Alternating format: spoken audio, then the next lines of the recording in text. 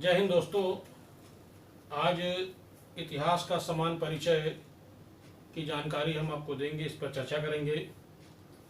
तो दोस्तों आइए शुरू करते हैं। इतिहास के समान परिचय में सबसे पहले हम आपको इतिहास की परिभाषा बताएंगे, फिर इतिहास के जन्मदाता के डिटेल देंगे, इसकी जानकारी बताएंगे आपको हम।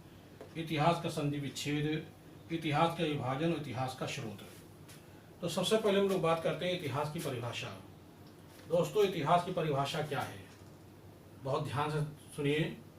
इतिहास की परिभाषा उसे कहते हैं जब भूतकाल की घटनाओं का वर्तमान के परिप्रेक्ष्य में जिसका अध्ययन किया जाता है उसे हम इतिहास कहते हैं। फिर ध्यान दीजिए दोस्तों, भूतकाल की घटनाओं का वर्तमान के परिप्रेक्ष्य में जिसका अध्ययन किया जाता है उसे हम इतिहास कहते हैं।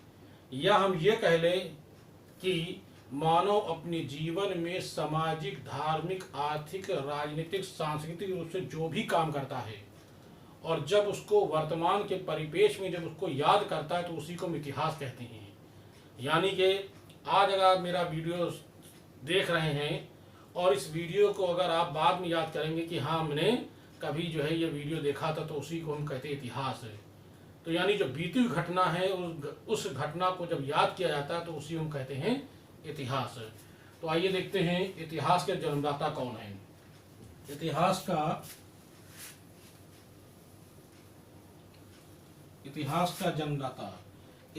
का जन्मदाता सभी लोग जानते हैं। इतिहास का जन्मदाता है हेरोडोटस। इस हेरोडोटस का जन्म यूनान में हुआ था और इसकी मृत्यु इटली में हुई थी। ठीक है। इस हेरोडोटस को संस्कृत भाषा में इसे हरिदत्त कहा जाता है। संस्कृत भाषा में इसे हरिदत्त कहते हैं। तो हेरोडोटस जिसका जन्म यूनान में हुआ था, जिसकी मृत्यु इटली में हुई थी, तो ये इस हेरोडोटस को जन्मदाता कहा जाता है। लेकिन सबसे पहले इसको जन्मदाता कहा था रोमन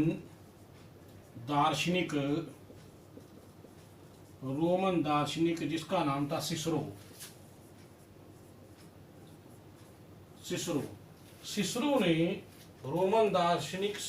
ने हेरोडोटस को कहा था इतिहास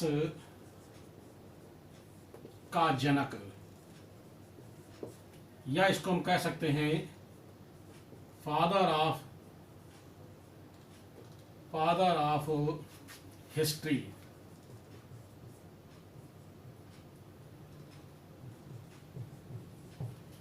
यानी इतिहास की संज्ञा, यानी इतिहास के जनक की संज्ञा रोमन दार्शनिक सिसरो ने दी थी, जिसे इतिहास के जनक रूप में हम फादर ऑफ हिस्ट्री के रूप में हम हेरोडोटस को जानते हैं।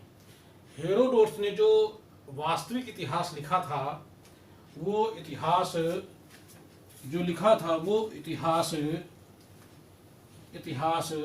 यूरोप का एक बड़ा महत्वपूर्ण युद्ध है। उस युद्ध का नाम है पेलोपेनीसियन युद्ध।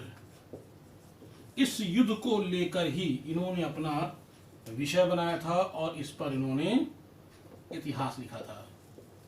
इसीलिए हेरोडोटस को इतिहास का जनक यानी इतिहास का जन्मदाता जाना जाता है।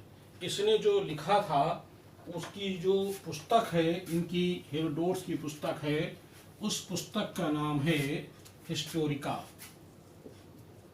इन्होंने हिस्टोरिका नामक पुस्तक लिखी थी। ये नंबर 1 हिस्टोरिका पुस्तक आती है।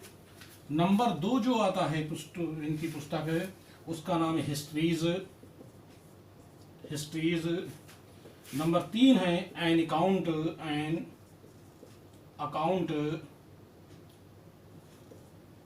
Eight Egypt. इजिप्ट, ये इनकी पुस्तक है। ध्यान दीजिएगा, हिस्टोरिका, ये आप लोग सभी जानते होंगे, लगभग पढ़ा होगा आप लोगों ने, लेकिन आगे इनकी हिस्ट्री पुस्तक इनकी है एन अकाउंट ऑफ इजिप्ट, ये इनकी पुस्तकें हैं जो इसको हम इतिहास के जन्मदाता के रूप में हम लोग जानते हैं। तो आइए आगे ध्यान दें हम लोग इतिहास का संधि विच्छेद।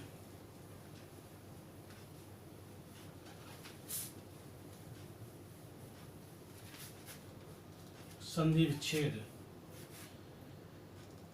इतिहास को दो भागों में बांटा गया है। इतिहास एक बना है इति और दूसरा बना है हास। इति माने ऐसा ही और हास माने हुआ था। इसका अर्थ है हुआ था, इसका अर्थ है ऐसा ही हुआ था, यानी जो घटना घट चुकी है उस घटी हुई घटना को हम याद करते हैं तो उसी को हम लोग इतिहास कहते हैं। इतिहास दो शब्दों से बना, इति प्लस हास, यानी ऐसा ही हुआ था। अब आइए हम लोग आगे ध्यान देते हैं इतिहास का विभाजन। ठीक है,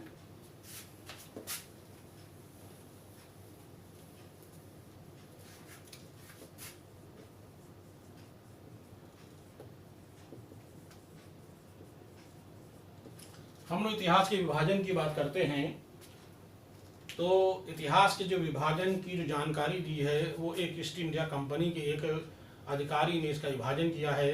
कैसे किया, किस तरह किया, आइए इस पर हम लोग चर्चा करते हैं। आप लोग जानते ही हैं कि आधुनिक काल में एक बड़ा महत्वपूर्ण युद्ध हुआ था ईस्ट इंडिया कंपनी से। वो ईस्ट इंडिया कंपनी का जो सबसे पहला महत्वपूर्ण युद्ध के रूप में हम जान सकते हैं, और वो था प्लासी का युद्ध। प्लासी का युद्ध जो हुआ था वो 23 जून 1757 को प्लासी का युद्ध हुआ। इस युद्ध में ईस्ट इंडिया कंपनी ने बंगाल के नवाब सिराजुद्दौला को धोखे से पराजित कर दिया और बंगाल पर एकाधिकार कर लिया।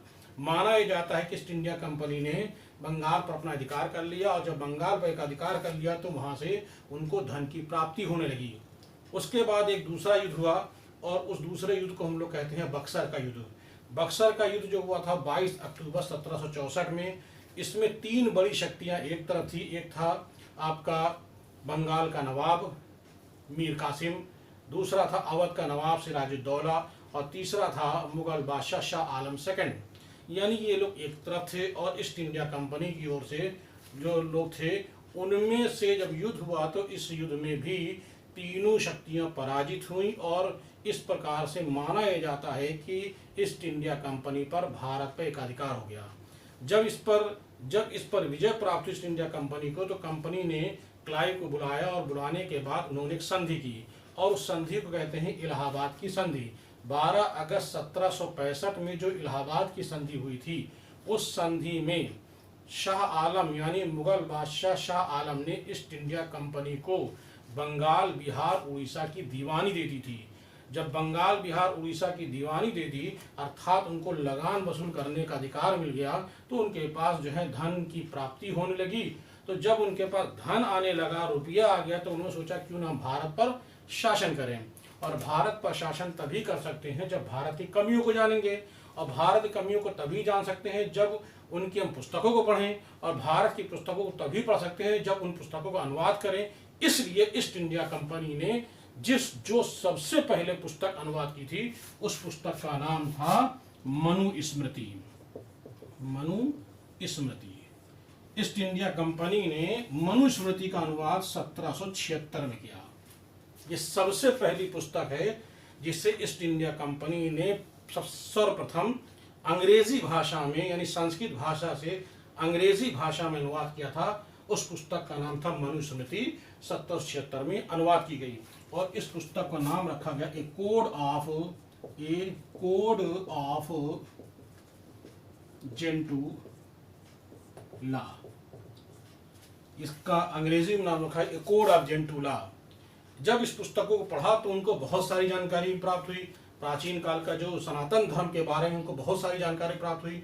तो उन्होंने देखा कि भारत तो पुस्तकों का भंडार है, बहुत सारी पुस्तकें हैं, तो उनको पुस्तकों को एक एक करके तो अनुवाद किया नहीं जा सकता है। इसीलिए ईस्ट इंडिया कंपनी ने 1784 में एक विभाग खोला जो अनुवादक विभाग था। तो आइए ध्यान दें, 1784 में कंपनी सरकार ने यानी ईस्ट इंडिया कंपनी ने एक विभाग खोला। उस विभाग का नाम था एशियाटिक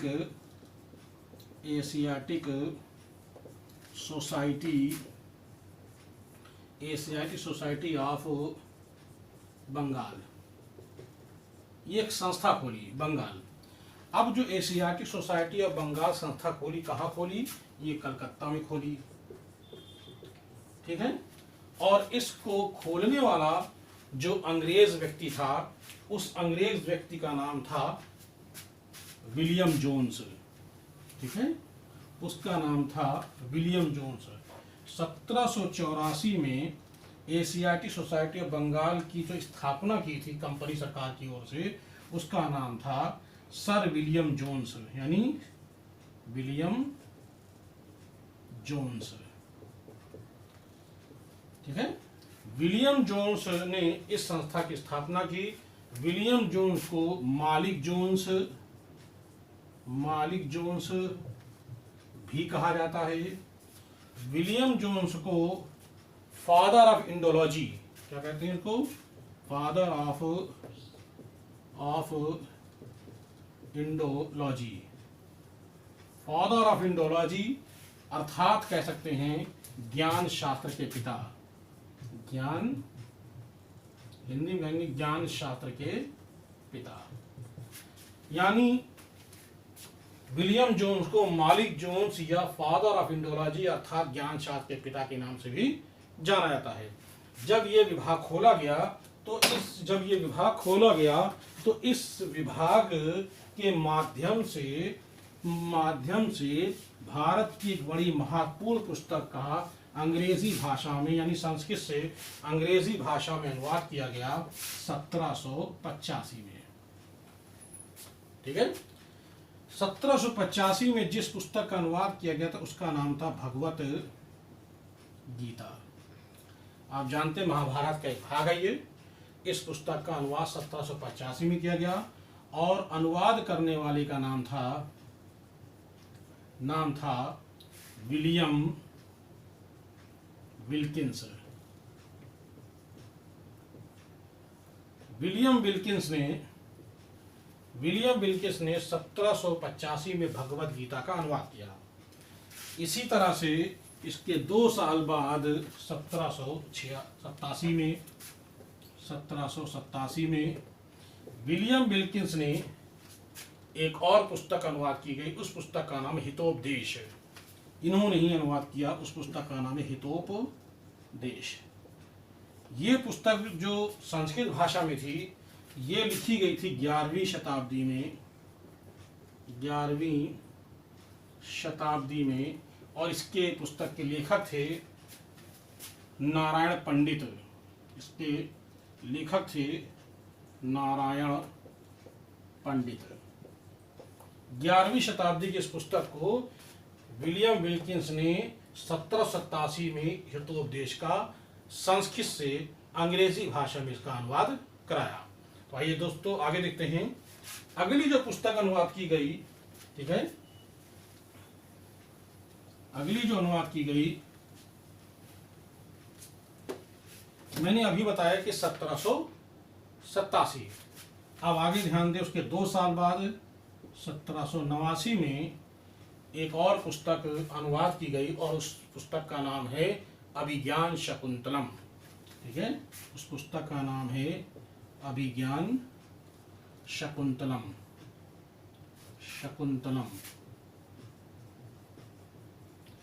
आप जानते हैं अभिज्ञान शकुंतलम किसकी है? कालिदास की है। इसका अंग्रेजी भाषा में 1789 में अंग्रेजी भाषा में अभिज्ञान शकुंतलम का जो अनुवाद किया था, अनुवाद करने वाले का नाम है विलियम जोन्स। विलियम जोन्स ने इसका अनुवाद 1789 में इसका अनुवाद किया और उस पुस्तक का नाम था अभिज्ञान शकुंतलम। उसके 3 साल बाद, यानी विलियम जोन्स ने उसके 3 साल बाद 1792 में, 89 392, तो 1792 में विलियम जोन्स ने एक पुस्तक का अनुवाद किया और उस पुस्तक का नाम है गीत गोविंद। आप लोग जानते हैं कि गीत गोविंद किसकी है, ठीक है। तो इस तरह से विलियम जोन्स ने 1792 में गीत गोविंद का अनुवाद किया। लेकिन ये जितने भी अनुवाद हो रहे थे वो संस्था द्वारा हो रहे थे। संस्था का नाम है Asiatic society of Bengal. Asiatic society of Bengal ने 1792 में एक फिर से पुरानी पुस्तक का अनुवाद किया। मैंने अभी आपको बताया था सबसे पहली वाली मनुस्मृति, यानी 1792 में ही फिर मनुस्मृति का अनुवाद किया गया, एक बार फिर किया गया। और इसका यानी मनुस्मृति का अनुवाद, ठीक है। पहला जो अनुवाद किया गया था मनुस्मृति का 1776 में, दूसरा अनुवाद किया गया 1792 मनुस्मृति का, और इस बार अनुवाद करके इसका नाम रखा गया था an institute of Hindu law. उसका नाम कह सकते हैं, उसका नाम था इंस्टीट्यूट्स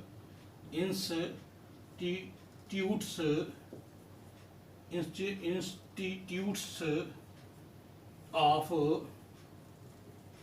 हिंदू लॉ, यानी हिंदुओं के बारे में जो उसमें नियम कानून दिए हैं वो मैं पहले बता चुका। सनातन धर्म के, सनातन धर्म मतलब हिंदू धर्म, तो सनातन धर्म के बारे में जो इसमें लिखा है, इसमें डिटेल में दोबारा डिटेल में इसका अनुवाद किया गया। और वो दोबारा अनुवाद किया गया था 1792 में।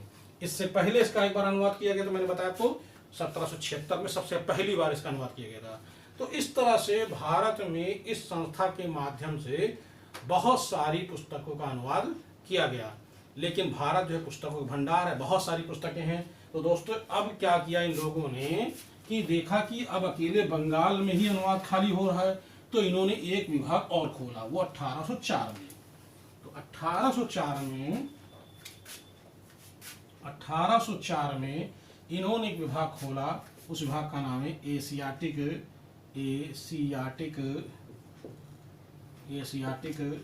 सोसाइटी ऑफ बम्बई, यानी ये अगला विभाग खोला। यानी यहाँ से बहुत सारी पुस्तकें अनुवाद की गई। तो लगातार अनुवाद की जा रही थी। तो अब ईस्ट इंडिया कंपनी काफी कुछ जान चुकी थी कि भारत का शासन कैसा था। तो आइए देखते हैं 1817 में इतिहासकार जेम्स मिल ने अपनी एक पुस्तक, जिसका नाम है हिस्ट्री ऑफ ब्रिटिश इंडिया, उस पुस्तक का नाम है हिस्ट्री ऑफ ब्रिटिश इंडिया, ठीक है। यानी साम्राज्यवादी भारत का इतिहास, हिंदी में कहेंगे। हिस्ट्री ऑफ ब्रिटिश इंडिया में जेम्स मिल ने भारत का जो इतिहास है वो 3 भागों में बांट दिया। इन्होंने एक नाम दिया कि पहले शुरुआत में सबसे पहले हिंदू ने शासन किया, तो उसका नाम है हिंदू काल। फिर मुस्लिमों ने शासन किया, तो उसका नाम रखा मुस्लिम काल। फिर अंग्रेजों ने शासन किया, तो इसका नाम रखा अंग्रेजी काल। ये 3 नाम इन्होंने रखे। कहा 3 लोगों ने, पहले हिंदू शासन भारत में करते थे, फिर मुस्लिम ने शासन किया, अब अंग्रेजों ने शासन कर रहे हैं। तो हिंदू काल को इन्होंने नाम दिया प्राचीन काल, और अंग्रेजी काल को इन्होंने नाम दे दिया आधुनिक काल। अब मामला फंस गया बीच का। अब इसको क्या नाम रखा जाए? तो अब प्राचीन और आधुनिक के बीच मतलब मध्य, तो मध्य में होने कारण इसका नाम रखा गया मध्यकाल। तो इसलिए दोस्तों इतिहास का विभाजन जो है वो 3 भाग में किया गया है। एक कहते हैं हम लोग प्राचीन काल, हम लोग पढ़ते हैं, नंबर 1। नंबर 2 कहते हैं हम लोग मध्यकाल, और नंबर 3 कहते हैं हम लोग आधुनिक काल। जब हम आपको इतिहास के स्रोत बताएंगे तो उसकी हम आपको बताएंगे कि कैसे कैसे इसका विभाजन हुआ है। तो दोस्तों आज हम लोगों ने सामान्य परिचय में थोड़ी बहुत जानकारी प्राप्त की है। आगे इस तरह हम लोग जानकारी प्राप्त करते रहेंगे। तो दोस्तों हमारी इस वीडियो को जो आप लोग देख रहे हैं, इस वीडियो को सब्सक्राइब ज़रूर करें, जिससे आपको लगातार हमारी आपको वीडियो मिलती रहे। आपको हम इतिहास तो हम बताएंगे, लेकिन आर्ट एंड कल्चर में बहुत सारी ऐसी जानकारियां हैं जो आप लोगों को नहीं जानकारी नहीं है, वो भी हम आपको जानकारी देंगे। और समय समय कुछ नई नई चीज़ें आपको बताते रहेंगे, नए नए जो स्रोत हो रहे हैं उन पर भी जानकारी आपको देते रहेंगे। तो दोस्तों इसको सब्सक्राइब करिए, लाइक करिए, कमेंट दीजिए, इससे हमारे अंदर और भी हौसला और उत्साह बढ़े और हम आपको आगे अच्छे से अच्छे वीडियो देते रहे। जय हिंद, धन्यवाद।